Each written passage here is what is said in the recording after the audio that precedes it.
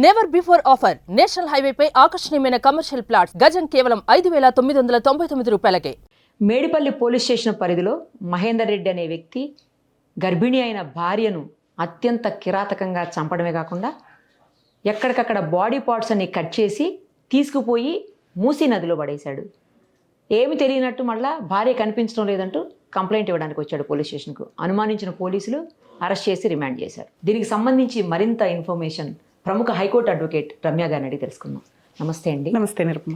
ఇంత దారుణంగా అసలు పాశవికంగా కొంతకాలమైనా తనతో పాటు కలిసి ఉంది భార్య, ఇష్టం లేకపోతే వదిలేయచ్చు కదండి. ఇంత ఘోరంగా నరికి ముక్కలు చేసి 3 సార్లు బ్యాగులు పట్టుకొని 14 కిలోమీటర్లు ఉందండి. ఇప్పుడు నేను వెళ్ళొచ్చాను.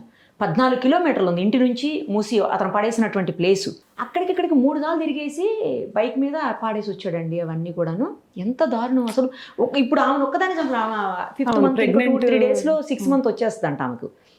సో 2 ప్రాణాలను తీసినట్టు కాదా అండి ఇప్పుడు? ఈరోజు కోర్ట్స్లో టాప్ మోస్ట్లో నడుస్తున్న కేసెస్ ఫ్యామిలీ డిస్ప్యూట్స్. బాబోయ్, ఒకప్పుడు మ్యారేజ్ అంటే కోర్టు దాకా వెళ్ళే సీనే లేదు. మ్యాక్సిమం ఒక 10 to 15 years బ్యాక్ వరకు ఎప్పుడన్నా ఒక జనరేషన్ మార్పు చెందాలి అంటే 30 years స్పాన్ ఉండేది. దాని నుంచి 20 yearsకి వచ్చింది, దాని నుంచి 10 yearsకి వచ్చింది. ఇప్పుడు 3 to 5 yearsలోనే జనరేషన్ గ్యాప్, జనరేషన్ మార్పు అనేవి రిపీటెడ్గా మనం చూస్తున్నాం.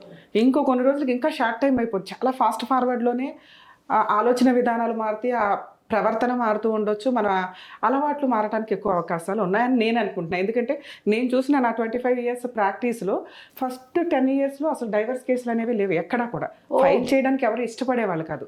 మరీ రేర్ కేసెస్. ఓకే ఓకే ఒక 15 years నుంచి స్టార్ట్ అయినాయి. ఆ స్టార్ట్ అయింది ఎంత ఫాస్ట్గా ఉందంటే టాప్ మోస్ట్ ఫైలింగ్స్ ఈరోజు నడుస్తున్నది ఫ్యామిలీ డిస్ప్యూట్స్కి సంబంధించి. మ్యాక్సిమం 2-3 years కూడా ఎవడో కాపురాలు చేయట్లేదు. అలా కాపురాలు చేసిన వాళ్ళు ఎవరైనా కానీ ఎక్కడో రేరు, ఇంకో 1 yearకి కోర్టుకే వస్తారు. 1.5 yearలో కోర్టులకు వస్తున్న డైవర్స్ కేసులే ఎక్కువ ఉన్నాయి. ఎందుకు? ఇప్పుడు మనం ఫ్యామిలీ డిస్ప్యూట్కి వచ్చేసరికి కుటుంబ ఇష్యూ కాబట్టి ఇద్దరికి తప్పులు ఉంటాయి. 2 చేతులు కలిస్తేనే గొడవలు. ఈ ఫ్యామిలీ, వీళ్ళ పేరెంట్స్ ఓవర్ ఇన్వాల్వ్మెంట్, వాళ్ళ పేరెంట్స్ ఓవర్ వీళ్ళు ఫైనాన్షియల్, ఇది ఇలా ఏవో నానా రకాలు చెప్పుకుంటూ వచ్చాం. అవి ఈ కేసులో చెప్పడానికి కుదరదు. ఏం చెప్పాలి? ఈ కేసులో క్రైమ్ జరిగిపోయింది.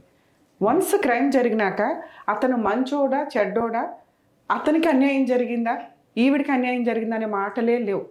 క్రైమ్ ఎవరు చేస్తే వాళ్ళు తప్పు చేసిన వ్యక్తుల కిందే లెక్క. ఎంతైతే తప్పు జరుగుతుందో, గొడవలు జరుగుతున్నాయో అది నేరం కింద మనం మాట్లాడుకునే సందర్భం వచ్చినప్పుడు తప్ప ఒప్ప ఇంతే మాట్లాడతాం. వన్స్ అది నేరం అయిపోయిన తర్వాత కోర్టు గురించి, లీగాలిటీ గురించి మాట్లాడాలి. ఆయనకు 1 మార్కు కూడా పడదు. 1% కూడా అయ్యో పాపం అందుకే ఇలా చేశాడంట అనటానికి కుదరదు. ఒక మనిషిని చంపేసే రైట్స్ మృగాల్లాగా మనిషికి మనిషి ఇవ్వాల. క్రిమినల్కి హ్యాంగింగ్ ఇవ్వడానికే మన ఇండియన్ లా సిస్టంలో హ్యాంగింగ్ని ఎత్తేసి తీసేసి ఏదో రేర్ కేసుల్లోనే మీకు లోయర్ కోర్ట్స్ ఇచ్చినప్పటికీ కూడా అమెండ్మెంట్స్ జరిగి కొత్త చట్టాలు వచ్చినప్పుడు, నిర్భయ కేసులు ఇవి వచ్చినప్పుడు కేసులు మనకి హ్యాంగింగ్ ఉంటుంది. ఎవరిస్తారు? Session court, lower court, session courts లేదా హైకోర్టు వరకు ఇస్తారు. మళ్ళీ సుప్రీంకోర్టుకు వచ్చేసరికి అది కొంచెం లైఫ్ కింద కన్వర్ట్ అవ్వడం కానీ ఇవి జరుగుతుంటాయి. కానీ ఈ లోపు అతను ఏదైతే కోర్టుల చుట్టూ తిరిగే ఆ ఇయర్స్ ఆఫ్ ఇది ఉంటుందో అది పెద్ద పనిష్మెంట్ కిందే లెక్క మన ఇండియన్ దీని ప్రకారం. ఇక్కడ ఎంత క్రూయల్గా ఉందంటే ఈ వ్యవహారం. లవ్ చేసుకున్నారు. ఇక్కడ నేను 4 పాయింట్స్ మాట్లాడతాను. ఒకటి, లవ్ చేసుకున్న విషయం గురించి. ఈ రోజున లవ్కి మీనింగే లేదు. ఒకప్పుడు లవ్ అంటే కళ్ళ ద్వారా వాళ్ళు ఒక 5 నిమిషాలు చూస్తే చాలు, ఇంకో 1 week దాకా గుర్తు పెట్టుకునే స్టేజ్ నుంచి, వాళ్ళని చూస్తే చాలు అనే స్టేజ్ నుంచి గట్టిగా 1 weekలోనే ఫిజికల్గా కమిట్ అయిపోయి రెస్టారెంట్లకి వెళ్ళో, పబ్స్కి వెళ్ళో, లేకపోతే ఎక్కడైనా బుక్ చేసుకుని వెళ్ళి ఎంజాయ్ చేసేస్తున్న వాళ్ళు ఎక్కువ ఉన్నారు. అప్పుడు పరిచయాలు కూడా చాలా తక్కువ. ఈ రోజున పరిచయం లేని, ముఖం తెలియని వ్యక్తులను కూడా చాలా ఫాస్ట్గా పరిచయాలు పెట్టుకొని ఆ ఫిజికల్ నీడ్స్ని కంట్రోల్ చేసుకునే పొజిషన్ లేక. ఎందుకంటే మన తాతలకి ముత్తాతలకి ఉన్న అదే జనరేషన్ బాడీ లాంగ్వేజ్లే తర్వాత మన దాకా వచ్చినాయి. కానీ మన తర్వాత జనరేషను, ఇప్పుడు జనరేషన్లో మాట్లాడుతూ వెళ్తుంటే కొంచెం బాగా ఫాస్ట్గా వెళ్ళిపోయినాయి. ఈ రోజున ఫిజికల్ రిలేషన్ అనేది చాలా క్యాజువల్ అయిపోయింది. అడ్జస్ట్ అయిన వాళ్ళు అడ్జస్ట్ అవుతున్నారు, అడ్జస్ట్ అయిన వాళ్ళు పక్కన పడేస్తున్నారు. ఇక్కడ లవ్ గురించి మాట్లాడేటప్పుడు లవ్ మ్యారేజ్ చేసుకున్న వ్యక్తులు వీళ్ళిద్దరు. అంతకుముందు ఉన్న ఫైనాన్షియల్, అతను ఇంటర్మీడియట్ చదివాడు, ఈవిడ డిగ్రీ చదివింది. మేబీ ఇక్కడ పేరెంట్స్కి అయితే కష్టంగా ఉంటుందిగా, అమ్మాయి పేరెంట్స్కి. అమ్మాయి పేరెంట్స్ అరే ఆ అబ్బాయి చదువుకోలేదు, అబ్బాయి ఫైనాన్షియల్ కెపాసిటీ ఏంటి, ఇవి కొంత చూస్తారుగా. బేసిక్ ఇవి ఎవరో ఆలోచించుకోరు. తల్లిదండ్రులకి చట్ట ప్రకారం రైట్స్ లేవు. వీళ్ళకి కొంత కౌన్సిలింగ్ ఇచ్చేవారు కన్నా కనీసం తల్లిదండ్రులకి లవ్ మ్యారేజ్ చేసుకుని మేజర్ అయిన పిల్లలు వెళ్ళిపోతుంటే గుండెలు పగిలి చచ్చిపోతున్నారు తల్లిదండ్రులు. ఏంటి ఎంత పెంచి తప్పుడు అడుగానే వాళ్ళ దృష్టిలో. ఓకే, వాళ్ళకి పూర్తి రైట్స్ ఇవ్వద్దు, కనీసం వీళ్ళు ఫైనాన్షియల్గా సెటిల్ అయ్యో జాబ్ తెచ్చుకొని ఒక 1-2 years తల్లిదండ్రులకి రైట్స్ ఇచ్చి మీరు మమ్మల్ని మార్చండి లేదా మేము మిమ్మల్ని మారుస్తాం, మారకపోతే ఇదిగో మేము ప్రూవ్ చేసుకున్నాం మేము వెళ్తాం. అదే లేదు ఇక్కడ. వెంటనే అయిపోవాలి అన్ని ప్రాసెస్లు. ఇక్కడ లవ్ విషయంలో ప్రాపర్ కౌన్సిలింగ్స్ ఎవరికి ఉండట్లేదు.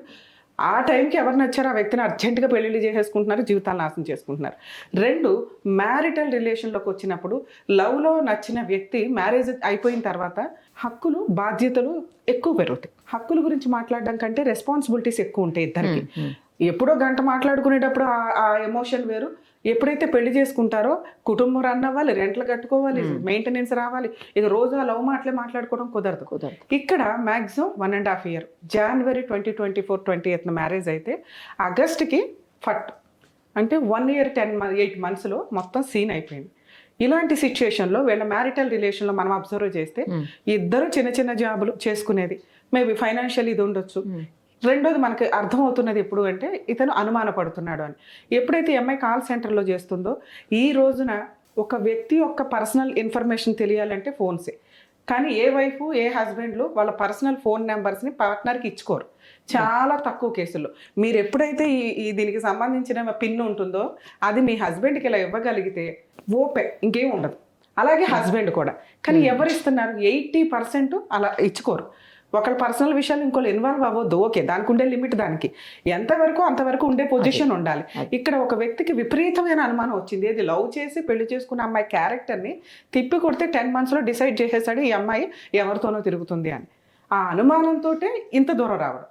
ఈ మధ్యలో వీళ్ళకి 1 yearలో 4 పంచాయతీలు జరిగినాయట. సో ఈ ఫ్యామిలీ మ్యాటర్స్లో ఒకప్పుడు మీడియేషన్స్ చేయాలంటే కుటుంబ సభ్యులు పెద్దోళ్ళు కండవాలు వేసుకొని కూర్చునేవాళ్ళు. ఈ రోజున ఎవరికి చెప్పే సీనే లేదు.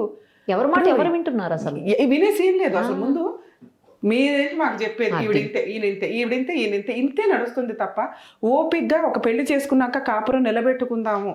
పార్ట్నర్ అన్నాక ఎవరైనా అంతే. మీరు 2nd మ్యారేజ్ చేసుకున్నా అంతే, 3rd మ్యారేజ్ చేసుకున్నా అంతే. ఇవి కొంచెం అడ్జస్ట్ అవ్వాలి మనుషులు. ఈ సీనే లేదు. ఇక్కడ వీళ్ళకి 4 పంచాయతీలు జరిగినాక కూడా ఏదో ఫోర్స్ఫుల్గా కలిపి ఉంచారే తప్ప వీళ్ళ నిజంగా కలిసి ఉంటున్నారా ఎంతవరకు ఏంటని చూసుకోవాలి. నెక్స్ట్ ప్రాణం దాకా వచ్చేస్తుందంటే ఇమ్మీడియట్గా జరగదు. వీడు ప్లేడ్ తీసుకొచ్చి కోసే అంత ప్లాన్ వస్తుందంటే అతని ఇంటెన్షన్, క్రూయాలిటీ స్లోగా ఆ పార్ట్నర్కి అర్థమవుతుంది. అది అమ్మాయి చేసినా అబ్బాయి చేసినా. ఈ మధ్య పెద్ద అమ్మాయిల్ని చంపేస్తున్నారు అంటానికి లేదు, రిపీటెడ్గా జరుగుతున్నాయి. అవి రిపీటెడ్గా జరుగుతున్నాయి. ఎంతలా ట్రెండ్ అవుతుందంటే బ్లూ వాటర్ డబ్బాలు బ్యాన్ చేయండి అనే అంతలా. ఎందుకంటే జెంట్స్ని చంపేసి వాటిలో వేసిన అంటే క్రూయాలిటీ పర్సంటేజ్ ఎంతలా పెరుగుతుందంటే సైకలాజికల్ ప్రాబ్లమ్స్. దీన్ని కంట్రోల్ చేసుకునే కెపాసిటీ ఎవరికి ఉండట్లా. ఒకప్పుడు అదే కోపం అందరికీ ఉండేది. కానీ సొసైటీ అంటే భయం, కుటుంబ సభ్యులంటే భయం, ల్యాండ్ ఆర్డర్ అంటే భయం. ఈ రోజున నాకు మేజర్గా అనిపించేది ఏంటంటే మీరు ఇందాక అన్నారు ఎందుకు వదిలేస్తే అయిపోయేది కదా. వదిలేస్తే ఎక్కడ అయిపోతుంది? అవ్వట్లా. అది అబ్బాయి కన్నా అమ్మాయి కన్నా అవ్వట్లా. ఎందుకు అంటే అది బెటర్ కదా అని మన ఇద్దరం మాట్లాడుకుంటున్నాం. మిగతా 99.9% జనాలు వదిలేసిన పర్సన్స్ని మనం ఈరోజు వెళ్ళి ఇంటర్వ్యూ చేస్తే నరకం కనిపిస్తుంది వాళ్ళకి. ఎందుకంటే ఒక పార్ట్నర్కి వదిలేయడానికి ఇష్టం ఉండి ఇంకో పార్ట్నర్కి ఇష్టం లేకపోతే మన ఇండియన్ లా సిస్టమ్ ప్రకారం కోర్ట్స్లో మినిమం 5 to 7 years పడుతుంది.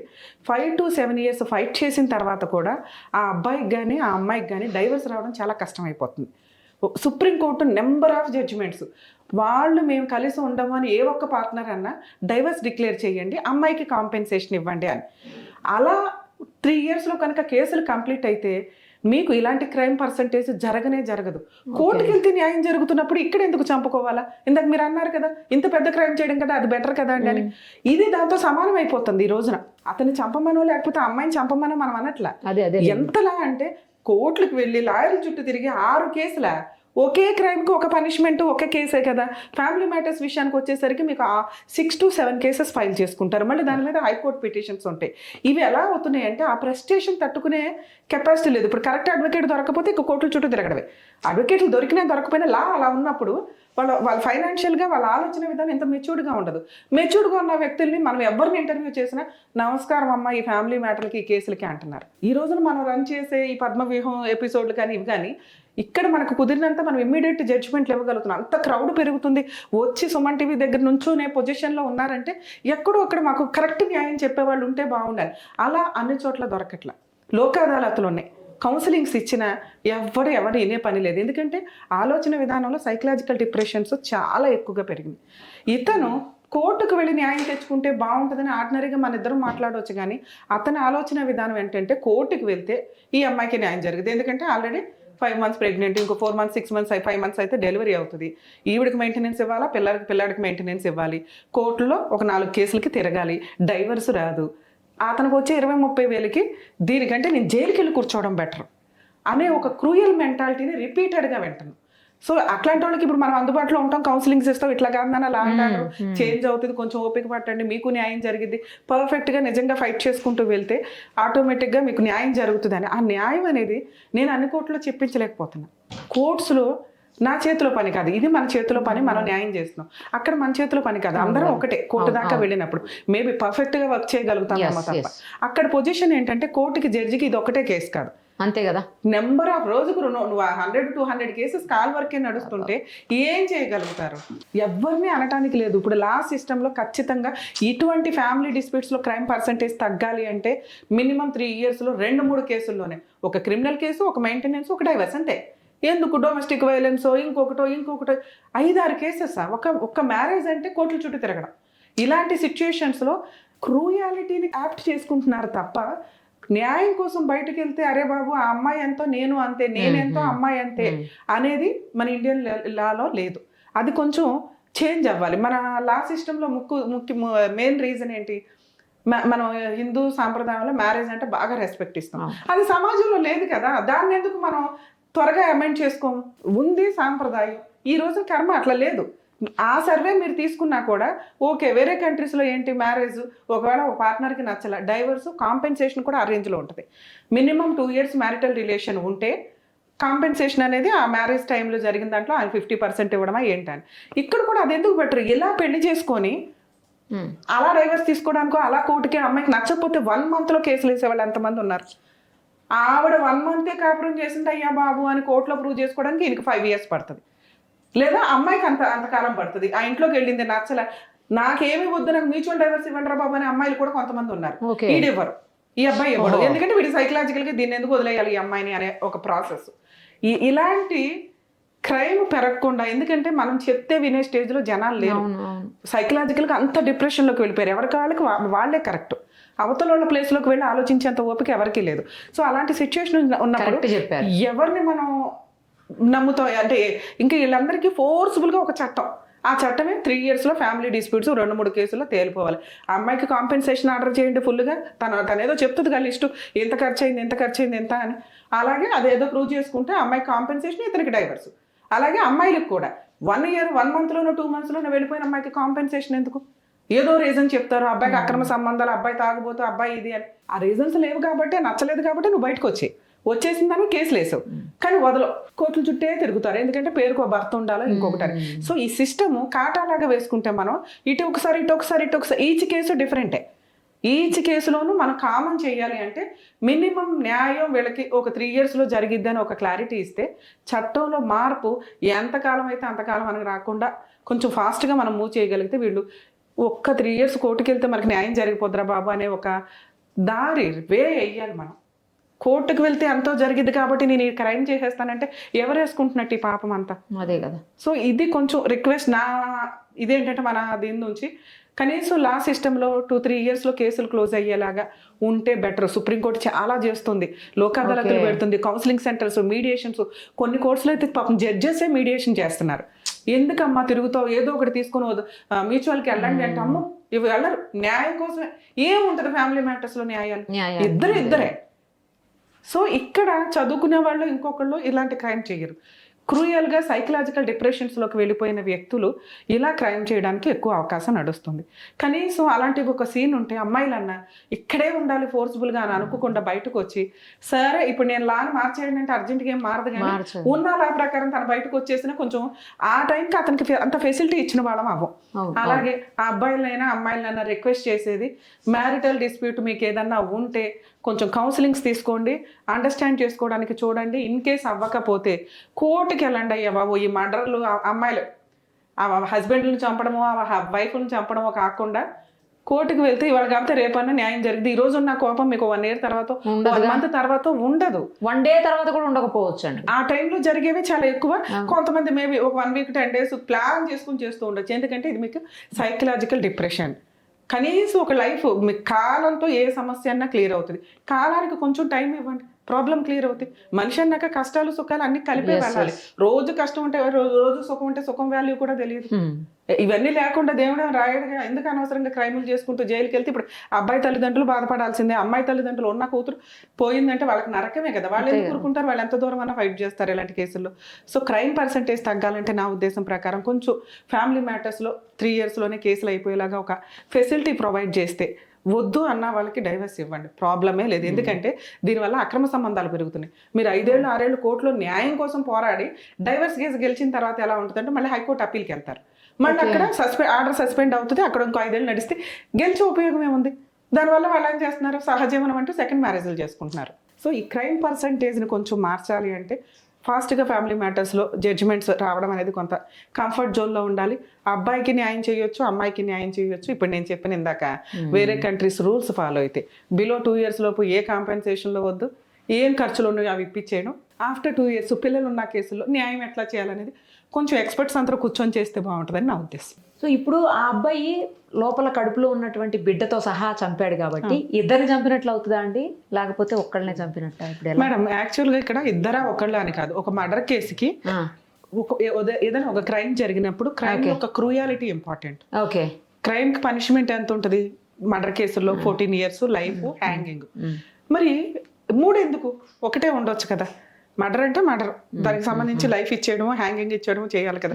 ఇలా ఎందుకు up to 10 years, up to 14 years ఎందుకు అంటామంటే సివియారిటీని బట్టి, క్రూయాలిటీ యొక్క థింకింగ్ ని బట్టి, ఇంటెన్షన్ ఏంటి, ప్రిపరేషన్ ఏంటి, ఇతని ప్లానింగ్ ఏంటి అంటే అన్ఎక్స్పెక్టెడ్ గా జరిగే వాటికి రీజన్స్ ఎతుకుతారు. ఇందాక నేను చెప్పా, ఈయనకి మార్క్స్ పడతాయా లేదా, 1% లేదా అన్నారు. ఇప్పుడు వచ్చి మాట్లాడితే ఒక ప్రెగ్నెంట్ ఉమెన్ 5 months బేబీతో ఉన్న అమ్మాయిని చంపేయడానికి ఒక రంపం తెచ్చి, ఇప్పుడు గొడవ జరుగుతుంటే పట్టాన్ని పొడిస్తే అది యాక్సిడెంటల్ మర్డర్. సో దాంట్లో కోర్టుని మనం కొంత కన్సిడర్ చేయించడానికి, ఇలా రెచ్చగొట్టిందంటే ఇట్లా ఎమోషనల్ ఎట్లా ఏదో ఆర్గ్యూ చేసుకుంటారు. అయినా పనిష్మెంటే, క్రైమే.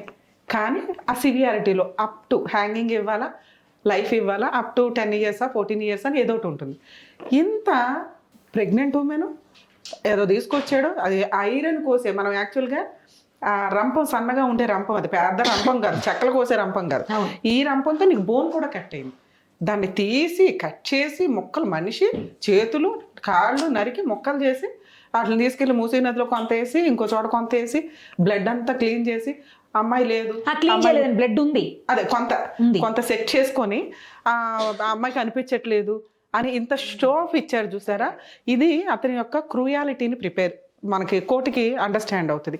సో ఇక్కడ ఇద్దరిని చంపినట్టు కోర్టు కన్సిడర్ చేయడం కంటే కూడా ఇతను ఎంత క్రూయాలిటీలో ఎంత పర్సంటేజ్లో చేశాడని. సో ఇప్పుడు మీకు ఖచ్చితంగా హ్యాంగింగ్ పడే కేసు కింద లెక్క ఇది.